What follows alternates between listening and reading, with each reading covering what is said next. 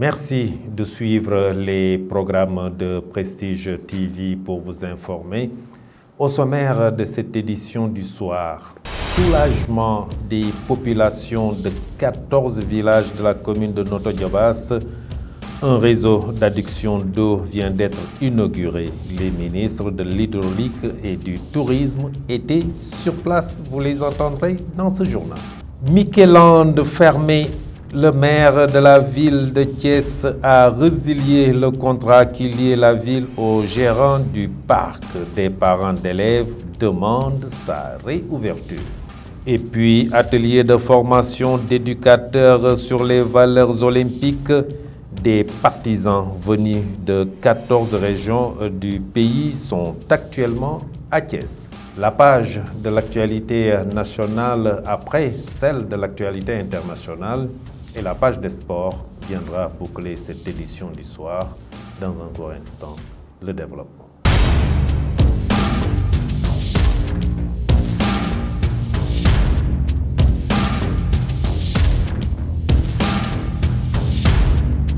Mesdames, mademoiselles, messieurs, bonsoir et bienvenue dans ce journal que nous ouvrons avec le point Covid du jour. Sur 916 tests réalisés, le Sénégal a enregistré 48 nouveaux cas de coronavirus, dont 2 contacts et 46 communautaires. 21 patients hospitalisés ont été contrôlés négatifs et déclarés guéris. Aucun cas grave n'est pris en charge dans les services de réanimation des hôpitaux. Aucun cas de décès n'a été enregistré hier, jeudi 14 juillet 2022. L'état de santé des autres patients reste stable. Et puis, je vous le disais tout de suite dans le sommaire, ouf de soulagement des populations de 14 villages de la commune de Notto Diobass. Le réseau d'adduction au dos d'un coût de 248 millions de nos francs réalisé par la SONES vient d'être inauguré par les ministres de l'Hydraulique, Serigne Mbaye Thiam, et du Tourisme, Alioune Sarr. Ces équipements polarisent 60% des quelques 60 000 habitants de la commune. Ces ouvrages sont reliés à un dispositif comprenant 12 forages, des canalisations et des réservoirs dont le coût global est de 12,3 milliards de nos francs. Ce dispositif alimente en eau potable une partie de la région de Dakar. Je vous propose d'écouter le ministre Serigne Mbaye Thiam sur l'importance de ce réseau d'adduction d'eau. Ces propos sont recueillis par Prestige TV. Alimentation en eau à partir des forages qui ont été construits dans le champ captant de Tasset, mais dans la commune de Notto Diobass, avec des systèmes de réservoirs, de conduite de transfert d'eau pour un investissement de 12 milliards 300 millions de francs CFA.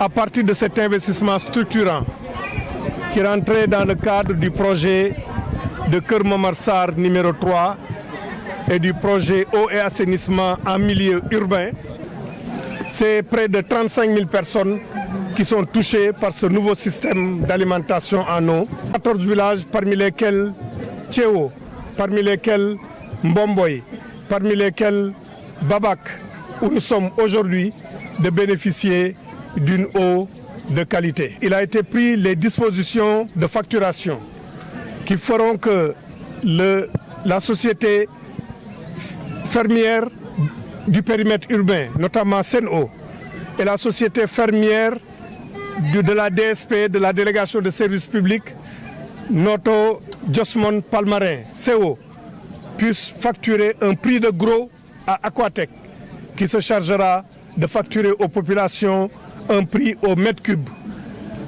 Notre mètre cube équivalent à 1000 litres de 250 francs CFA. À sa suite, le ministre du Tourisme, par ailleurs maire de la commune de Notto Diobass, Alioune Sarr, a salué au nom des populations la réalisation de ce réseau d'adduction d'eau. qui polarise 14 villages de sa commune. Alioune Sarr, que je vous propose toujours d'écouter au micro de Prestige TV.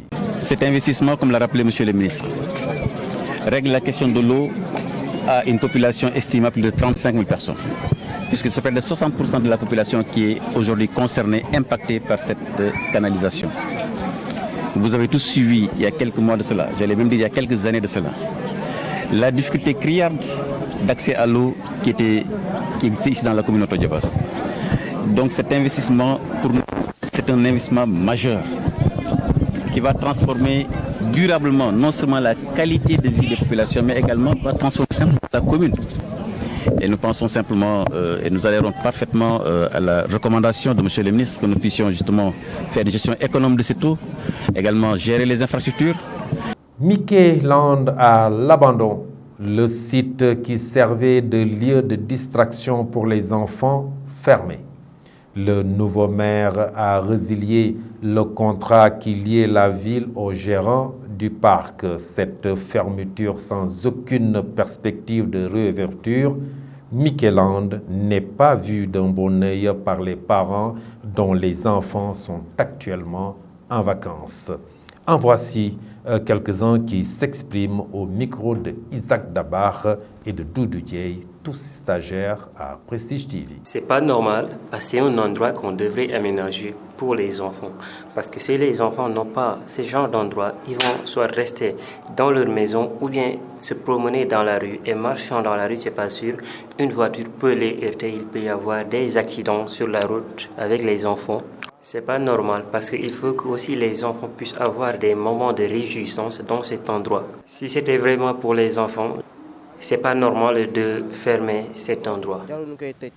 Cet autre parent d'élèves pense que Mickey Land est un parc d'attractions pour les enfants qui doit être réaménagé et ouvert au public thiessois. Ces propos sont toujours recueillis par Isaac Dabar, Doudou Dieye.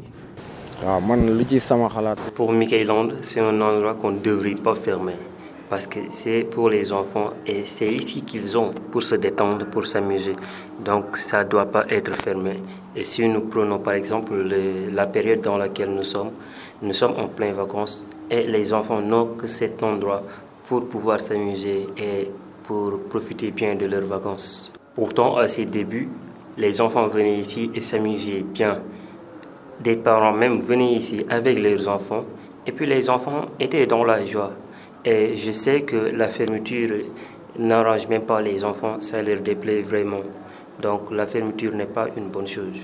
Et si je devrais lancer un appel, c'est qu'on fait tout pour pouvoir l'aménager ou l'ouvrir et que les enfants puissent venir et profiter. La ville de Thiès abrite actuellement, et ce jusqu'au 17 juillet, une session de formation des éducateurs sur les valeurs olympiques. Au total, 64 éducateurs venus des 14 régions du Sénégal participent à cette rencontre initiée par le Comité national olympique sportif du Sénégal, le CNOS, en partenariat avec le ministère de l'Éducation nationale, sous la supervision du Comité international olympique CIO. La représentante Zeyna Coco Sauvage explique ici l'importance de cette rencontre. Ses propos sont recueillis par Prestige TV. Déjà la deuxième fois qu'on vient au Sénégal avec ce programme. On a fait la première session de Train the Trainer au mois d'avril avec un groupe de gens jeunes, très talentueux. Et maintenant, 4 de ces personnes qui participaient dans la première formation, maintenant donnent la formation aux enseignants à TS. L'objectif aujourd'hui, c'est de vraiment former les enseignants qui vont travailler avec les enfants, de donner tous les outils pour l'enseignement de méthodes du XXIe siècle, pour développer tout ce qui est curiosité, créativité chez les enfants, pour délivrer le programme dans toutes les régions du Sénégal. Le programme est unique mais universel et déjà implémenté dans plus de 180 pays du monde, 180 pays du monde et avec les différents niveaux. Mais c'est vrai qu'au Sénégal, c'est assez unique parce que déjà, c'est implémenté en vue de Jeux au Dakar en 2026, mais aussi c'est parmi très peu de pays qui implémentent ça avec le soutien du ministère de l'Éducation et au niveau national. Donc, j'aimerais bien féliciter tous les acteurs qui ont fait en sorte que ça soit possible. C'est vraiment quelque chose qui doit être célébré. C'est pas quelque chose qui se produit dans tous les pays.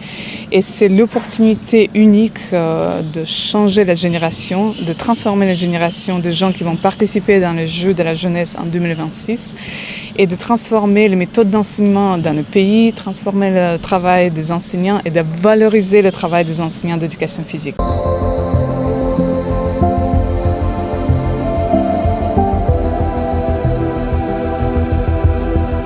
Et puis encore un cas d'infanticide à Thiès, une dame qui a été enceintée par le petit ami de sa meilleure copine a tué son bébé, rongée par la haine puisque c'est la deuxième fois qu'elle tombe enceinte.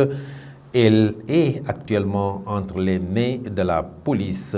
Isaac Dabar revient sur les faits. Ce 12 juillet 2022, vers 20h50, les éléments de la brigade de recherche ont interpellé puis mis à la disposition du service pour les faits d'infanticide. Pour rappel, ce même jour, vers 13h30, le service a été informé de la découverte d'un corps sans vie dans un bâtiment en construction 6 à Darussalam. Arrêté et interrogé par la brigade de recherche, la nommée Fatou Niass, née le 1er janvier 1992 à Matam, explique qu'elle a été engrossée par le copain de sa meilleure amie, chose qu'elle avait gardée secrètement.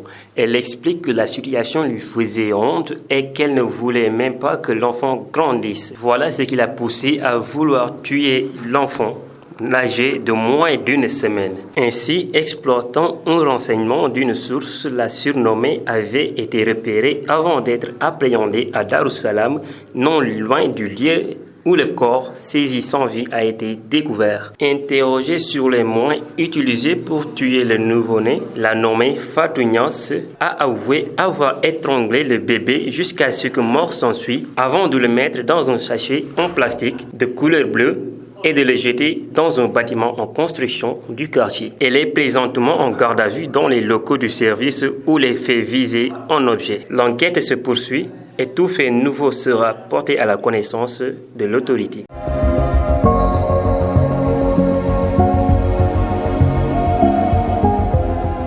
Et dans cette page de l'actualité nationale, à Saint-Louis, le chef de l'État a posé la première pierre de l'hôpital Maître Alioune Badara Cissé. La page de l'actualité nationale porte la signature de Adji Aramsek. Démarrons l'actualité nationale à Linguère, le jugement mis en délibéré au 27 juillet. Après plusieurs renvois, le procès s'est tenu ce jeudi au tribunal de grande instance de Louga. Au terme des débats, le procureur de la République a requis une peine de 6 mois avec sursis. Le tribunal de grande instance de Louga avait ouvert une information judiciaire pour prudence et négligence présumée à l'encontre des 3 personnes dont le directeur de l'hôpital Magatlo, Abdou Sarr, à la suite de l'incendie à l'origine de la mort de 4 nouveau-nés dans cet établissement public de santé. L'enquête concernait en outre M. Sarr, une aide infirmière chargée de la surveillance de la salle de néonatologie et la chef du service de pédiatrie de l'hôpital. Après ce drame, le directeur de l'hôpital a été relevé et toutes les personnes en poste au niveau du service de néonatologie mises à la disposition de l'enquête. Parlons à présent de l'hôpital national de Saint-Louis qui sera érigé à l'entrée de la vieille ville qui a pris ses marques ce jeudi avec la pose de la première pierre effectuée par le chef de l'État, Macky Sall, en présence de la ministre de la Santé et de l'Action sociale, le docteur Marie-Khemesse Ngom Ndiaye. Ce bijou sanitaire va coûter 72 milliards de francs CFA et aura une capacité de 400 lits et dont 350 destinés au grand public et 50 dans une aile de VIP. Le chef de l'État invite à la diligence dans la mise en œuvre de cet hôpital et au respect des délais. Terminons l'actualité nationale en parlant de l'État qui vient de mobiliser plus de 65 milliards de francs CFA pour la transformation numérique de l'économie du pays, dont plus de 13 milliards consacrés au développement des startups, a annoncé le ministre de l'économie numérique et des télécommunications, Yankoba Diattara. Monsieur Diattara a souligné que l'offre de formation dans les métiers du numérique s'est considérablement diversifiée, touchant quasiment tous les métiers du numérique jusqu'aux qualifications nouvelles des stratégies du big data, de l'intelligence artificielle et de la cybersécurité. Selon lui, l'ambition de l'État du Sénégal est de mobiliser 100 milliards de francs pour la jeunesse sénégalaise qui évolue dans l'innovation et qui porte le développement et l'émergence du Sénégal. C'en est tout pour l'actualité nationale de ce jour.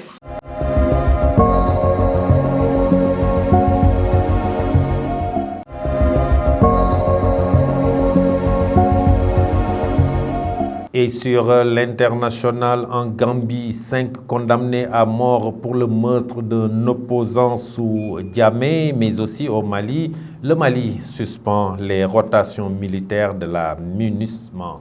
La page de l'actualité internationale porte la signature de Mamadou Saturne Dione. L'actualité internationale sur Prestige TV que nous démarrons en Gambie. Un tribunal de Banjul a condamné à mort mercredi 5 responsables des renseignements gambiens pour le meurtre en avril 2016 d'un opposant sous la dictature de l'ex-président Yaya Jammeh. La juge de la haute cour de justice de Banjul, Kumbasila Kamara, a prononcé la peine de mort contre l'ancien chef de la National Intelligence Agency, Yankoba Badji, l'ancien chef des opérations Cheikh Omar Dieng et 3 autres employés de ce service de renseignement, Babakar Salah, Lamine Darboe et Tamba Mansari. Pour rappel, ce procès qui avait démarré en 2017 était le seul en cours en Gambie pour les crimes commis sous la dictature de Jammeh. Au Mali, l'affaire des soldats ivoiriens arrêtés le 10 juillet ne cesse de susciter de nouveaux rebondissements. Ils sont toujours détenus par Bamako, qui les considère comme des mercenaires et compte les traduire en justice, alors qu'Abidjan affirme qu'il s'agit de soldats réguliers déployés en soutien à la mission des Nations Unies dans le pays avec le statut de NSE, éléments nationaux de soutien. C'est dans ce contexte que le gouvernement malien annonce la suspension de toutes les rotations militaires de la MINUSMA. Bouclons ce rapide survol de l'actualité internationale au Togo, où les forces armées ont avoué avoir commis une erreur de discernement jeudi 14 juillet. Ils sont responsables d'une explosion dimanche qui a tué 7 civils et en a blessé 2 autres. Ils sont responsables d'une explosion dimanche qui a tué 7 civils et en a blessé 2 autres après les avoir pris pour des djihadistes. L'explosion s'est produite dans la préfecture de Tone, près de la frontière avec le Burkina Faso, où une insurrection djihadiste sahélienne menace de s'étendre aux pays côtiers de l'Afrique de l'Ouest.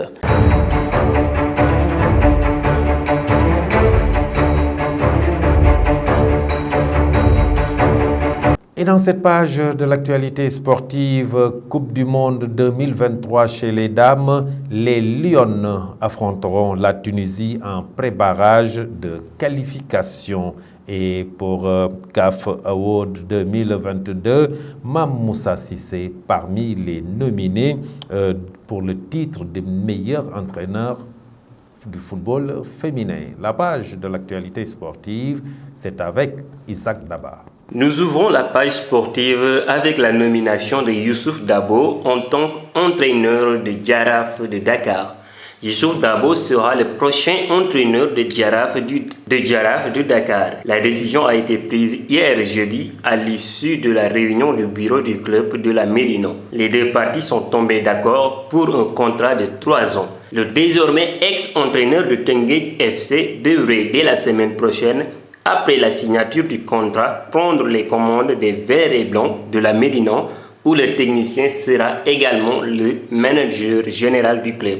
Nous poursuivons avec la Coupe du Monde 2023. Les Lions affronteront la Tunisie en pré-barrage de qualification. Les Lions ont toujours leur destin entre les mains pour atteindre l'objectif qui est de valider leur ticket pour la prochaine Coupe du Monde féminine. Alors qu'elles pensaient ne plus avoir l'opportunité après l'élimination en quart de finale de la CAN féminine 2022 contre la Zambie. En effet, grâce au fait d'avoir atteint les quarts de finale de cette CAN féminine 2022, le Sénégal pourra passer un pré-barrage pour poursuivre sa lutte pour une qualification au prochain mondial féminin en Australie et en Nouvelle-Zélande. Et la route se redresse encore puisque les Sénégalaises défieront la Tunisie en pré-barrage dimanche 17 juillet à 17h GMT au Maroc. Nous terminons la page sportive avec la CAF Award 2022. Mame Moussa Cissé nommé pour le titre de meilleur entraîneur de football féminin. Auteur d'une belle CAN à la tête de l'équipe nationale du Sénégal, Mame Moussa Cissé figure dans la liste des nominés pour le titre de meilleur entraîneur de football féminin de l'année au CAF Award 2022. On connaît désormais les 10 techniciens qui prétendent à remporter le trophée du meilleur entraîneur de football féminin de l'année. Ce jeudi, la CAF a dévoilé la liste dans laquelle figurent les sélectionneurs de l'équipe nationale du Sénégal, Mame Moussa Cissé, en quart de finale de la CAN féminine 2022 avec les Lions. Voilà ce qui met fin à cette page sportive. Merci Isaac Daba pour cette page sportive, mais pour être tout à fait complet, on jouera ce week-end la 22e et dernière journée du championnat national 1, HLM et Don Bosco pour la première place à Alassane Djigo ce dimanche à 16h30. HLM Dakar joue contre Étoile Lusitana à la même heure à Tambacounda à 16h30. Don Bosco reçoit l'AS Kolda. À Maniang Somare, toujours le dimanche à 16h30, l'US Rail reçoit l'ASCAS de Louga. Et le lundi, toujours à Maniang Somare, Kayor Foot reçoit Olympique de Ziguinchor. Et ceci met fin à ce journal que j'ai eu l'honneur de vous présenter. Merci de l'avoir suivi. Dans un court instant, la version Wolof avec Mamadou Saturnion. Cette version française est à présent terminée. Passez une excellente fin de soirée. Au revoir.